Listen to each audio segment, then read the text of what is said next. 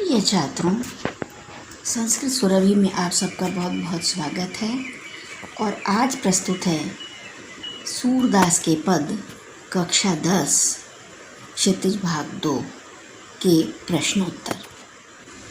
प्रश्न 1, गोपियों द्वारा उद्धव को भाग्यवान कहने में क्या व्यंग्य निहित है? गोपियों द्वारा उद्धव को भाग्यवान कहने में यह व्यंग्य निहित है कि उद्धव वास्तव में भाग्यवान न होकर अति भाग्यहीन है। श्री कृष्ण रूपी सौंदर्य तथा प्रेम रस के सागर के सानिध्य में रहते हुए भी वह उस असीम आनंद से वंचित हैं।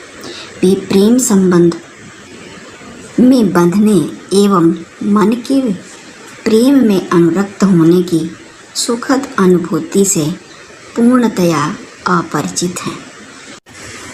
उद्धव के व्यवहार की तुलना किस किस से की गई है? गोपियों ने उद्धव के व्यवहार की तुलना निम्नलिखित उदाहरणों से की है। पहला, गोपियों ने उद्धव के व्यवहार की तुलना कमल के पत्ते से की है, जो नदी में रहते हुए भी जल की ऊपरी सतह पर ही रहता है, अर्थात जल का प्रभाव उस पर नहीं पड़ता। श्री कृष्ण का सानिध्य पाकर भी वह श्री कृष्ण के प्रभाव से मुक्त है। दूसरा, वह जल के मध्य रखे तेल के गागर अर्थात मटके की भांति है, जिस पर जल की एक बूंद भी टिक नहीं पाती। उद्धव पर श्री कृष्ण का प्रेम अपना प्रभाव नहीं छोड़ पाया है, जो ज्ञानियों की तरह व्यवहार कर रहे हैं। तीसरा, कड़वी ककड़ी जो खा ली जाए तो गले से नीचे नहीं उतरती। और अंत में चौथा है, प्रेम रूपी नदी में पांव डुबाकर भी उद्धव उसके प्रभाव से रहित हैं, अर्थात उन्होंने प्रेम करना सीखा ही नहीं। प्रश्न 3, गोपियों ने किन किन उदाहरणों के माध्यम से उद्धव को उलाहने दिए हैं? गोपियों ने निम्नलिखित उदाहरणों के माध्यम से उद्धव को उलाहने दिए हैं। पहला, कमल के पत्ते जो नदी के जल में रहते हुए भी जल के प्रभाव से मुक्त रहता है। दूसरा, जल के मध्य रखी तेल की मटकी जिस पर पानी की एक बूंद भी नहीं टिक पाती। तीसरा, कड़वी ककड़ी जो खा ली जाए तो गले से नीचे नहीं उतरती। चौथा, प्रेम रूपी नदी में पांव डुबाकर भी उद्धव प्रभाव रहित है। प्रश्न 4, उद्धव द्वारा दिए गए योग के संदेश ने गोपियों की विरहाग्नि में घी का काम कैसे किया? गोपियाँ कृष्ण के जाने के बाद विरह की अग्नि में जल रही हैं। वे कृष्ण के आने का इंतजार कर रही थीं कि उनके बदले में उद्धव आ गए। उद्धव उनके पास अपने मन पर नियंत्रण रखने की सलाह लेकर पहुँचे हैं।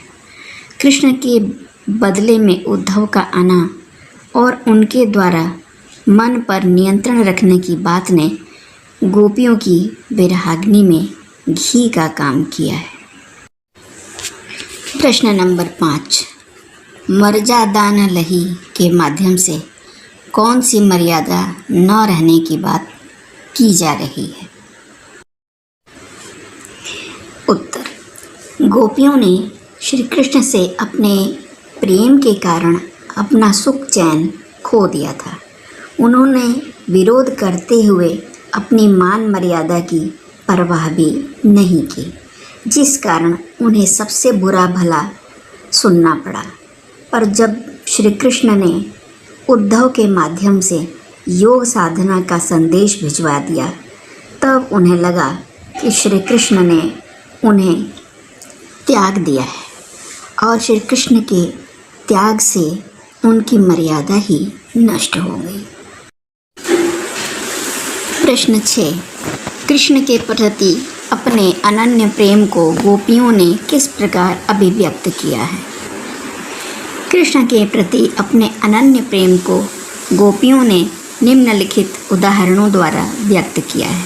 पहला, उन्होंने स्वयं की तुलना चींटियों से और श्री कृष्ण की तुलना गुड़ से की है।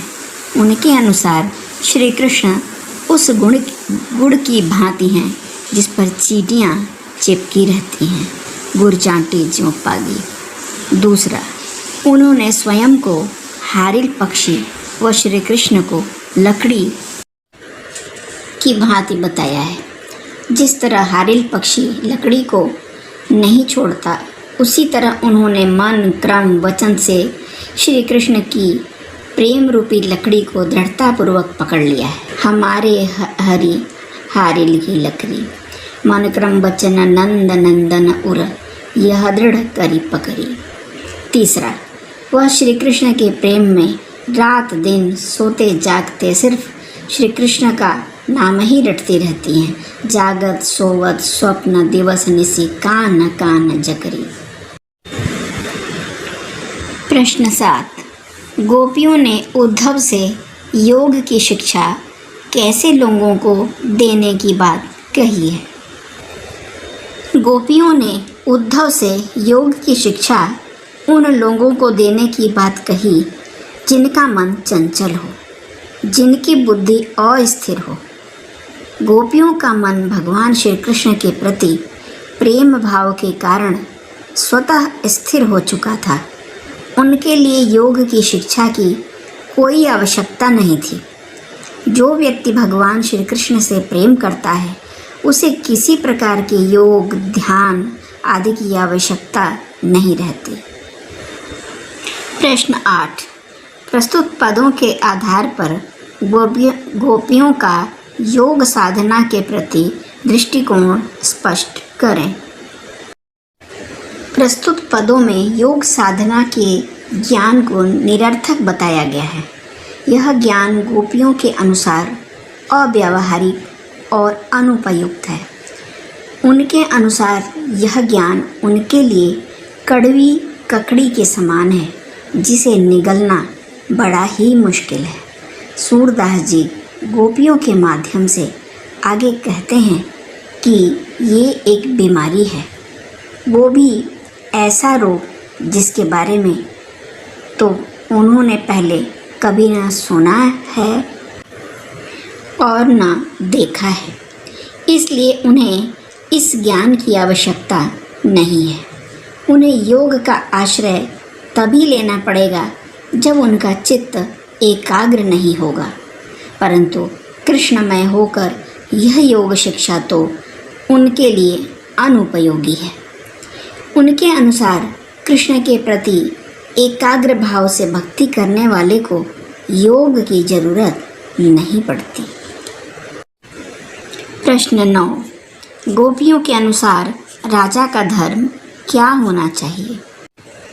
गोपियाँ अपनी राजनैतिक प्रबुद्धता का परिचय देते हुए राजा का धर्म बताती हैं कि राजा का कर्तव्य है कि वह किसी भी स्थिति में अपनी प्रजा पर कोई आँच न आने दे और हर संभव स्थिति में प्रजा की भलाई के लिए सोचे तथा नीति से राजधर्म का पालन करे।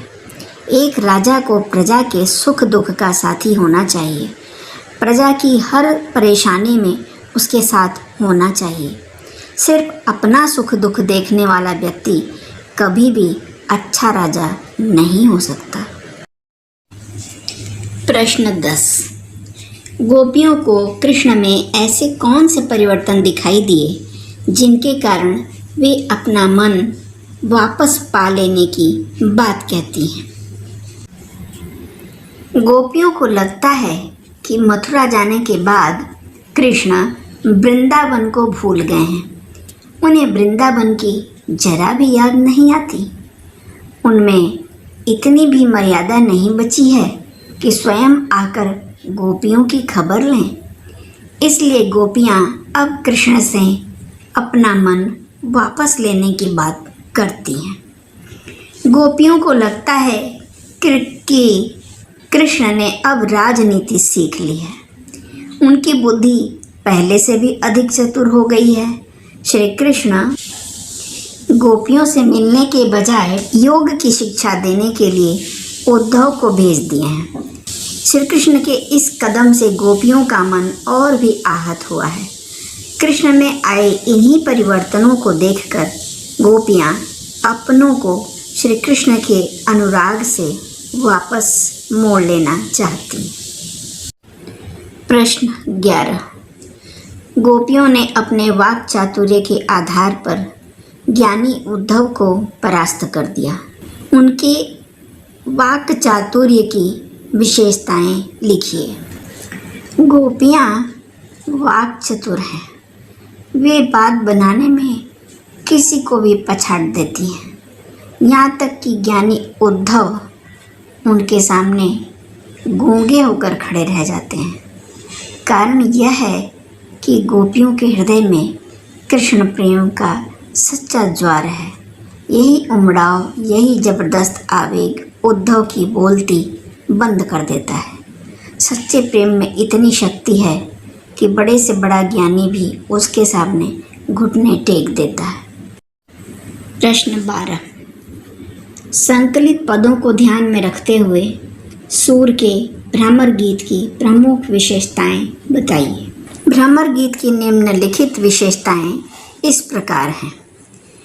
भ्रमर गीत में गोपियों द्वारा व्यंग्यात्मक भाषा का प्रयोग किया गया है। भ्रमर गीत में उपालंभ की प्रधानता है।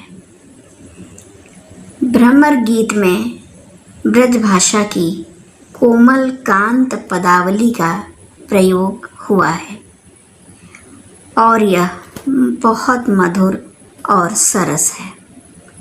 प्रिय छात्रों, आप शेयर कीजिएगा, लाइक कीजिएगा और सब्सक्राइब करिएगा। आपका बहुत बहुत धन्यवाद।